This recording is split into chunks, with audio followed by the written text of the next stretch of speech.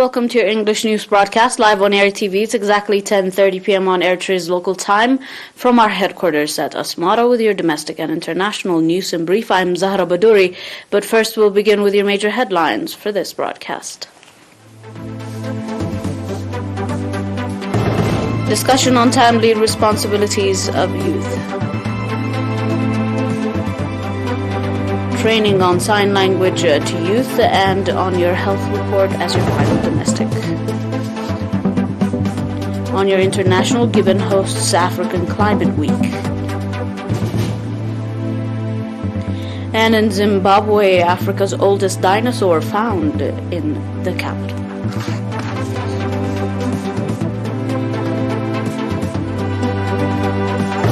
Welcome to your domestic in brief. At a meeting conducted with youth workers in Karan town in connection with the 1st September, beginning of the armed struggle for Eritrea's independence, Ambassador Abdullah Musa, governor of the Ansaba region, called on the youth to shoulder timely responsibility and strengthen participation in the national affairs, indicating that the Eritrean people resort to armed struggle as the last option when all the diplomatic efforts failed to materialize.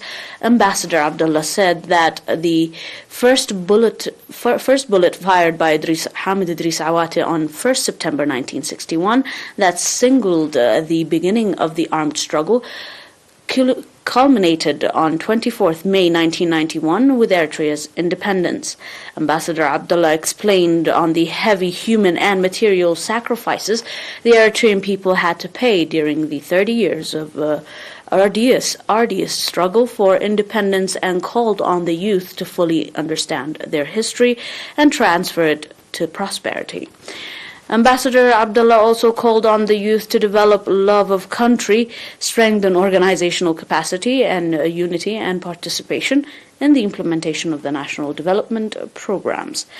The event was highlighted by cultural and artistic programs depositing within that day. The National Association of Hearing Impaired branch in Gashbarka region, in cooperation with the Ministry of Education, organized 1-month training on sign language for teachers in Agordat subzone. At the conclusion event of the training held on 23 August, Mr. Wilde Mikhail Saale, chairman of the association in the region, indicated that the objective of the training was to develop the language as a medium of communication and ease challenges that people with hearing impairment that they may face in their daily activities. Mr. Gabra Mikhail Al-Azhar, head of the education office in the region, indicating on the significance of the training, called for organizing sustainable training program in the other subzones of the region. The administrator of Agordat subzone, Mr. Isaq Tu'um, on his part, commanding the association for organizing the training program, called for organizing similar training programs for others that are working in various government and public sectors. The National Association of Hearing Impaired was established in Eritrea in June 1998 and so far has 4,000 members. On your final report and your health report, 3 patients who have been receiving medical treatment in hospitals in the central region have recovered fully and have been discharged from the facility. The total number of recovered patients has accordingly increased to 10,050, while the number of deaths stands at 103. The total number of confirmed cases in the country to date stands at 10,155. Ministry of Health, Asmara, 3rd September 2022.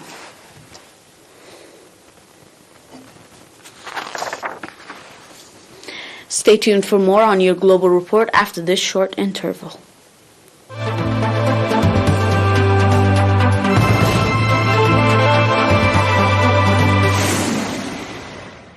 And with your reports on the global line, the UN-backed conference aimed to find solution in the African climate changes ahead of the COP27, the United Nations Climate Change Conference in Egypt in November. Experts say that Gabon will use the conference as an opportunity to position itself as a model country for preserving rainforests, which cover 88% of the country.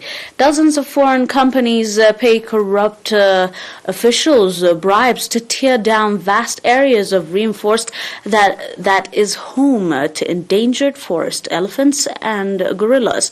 Most of the woods will end as reported up as furniture in houses in the U.S., Europe, or Asia as companies find ways to conceal the origins.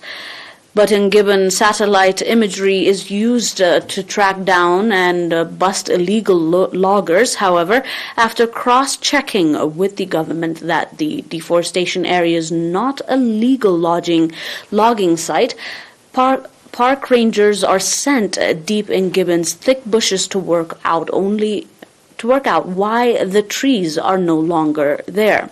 Officials say that the illegal mining sites are the newest threat to the forest, as a crackdown on poaching has pushed poor communities to look for other sources of income. The observation center is unique in Central Africa and provides Gabon with pinpoint data on how it rainforests are changing. Between January and March this year, a total of 2,615 hectares of forests were lost in activity ranging from legal logging to illegal mining. In the year 2009, President Ali Bongo automatically assumed office after the death of his father, Omar Bongo, who ruled the country with iron fist for 42 years. And that dynamic has created an enabling environment for widespread human rights violation and corruption in oil-rich Gabon, civil society, and expert groups say. A controversial crackdown, however, on public sector's corruption by the government has extended to the environment and is even yielding results, as experts say. Lee White, however, the Minister of Forests, Oceans and Environment and Climate Change, was brought into the government in 2019 after his predecessor and the vice president were fired over a scandal related to corruption and illegal logging. The Mebrosaurus rathi was 1 meter tall, ran on 2 legs, and had a long neck and jagged teeth. The scientists said it was a species of Sauropodum fourth, a relative of the sauropod, which walked on 4 legs. The skeleton was discovered during the 2 expedition in 2017 and 2019 in the Zambezi Valley. He said that the fossils from that era, which ended more than 200 million years ago, had been unearthed in South America, India, and now Zimbabwe. The find is expected to shed more light on evaluation and migration of early dinosaurs back when the world was one huge continent and Zimbabwe was at the same latitude as those countries. Zimbabwe has been aware of other fossils in the area for decades, and Mr. Monikawa said there were more city sites that needed further exploration in the area. Subject to finding availabilities, however, in quotation, they and the animals they lived with seem to have been constrained to a particular environment in the far south, what is today South America, South Africa, and India. He added that the findings was the oldest definitive dinosaur ever found in Africa.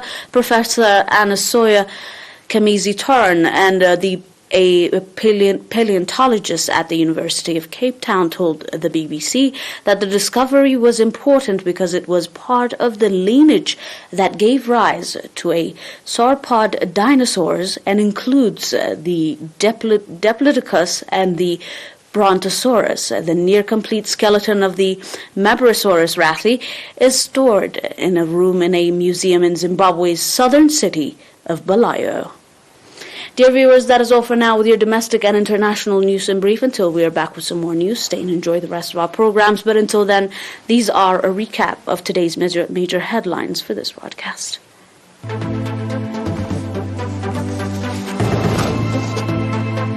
Discussion on timely responsibility of youth. Training on sign language to youth and an announcement from the Ministry of Health. Gibbon hosts Africa's Climate Week. And in Zimbabwe, found Africa's oldest dinosaur fossil.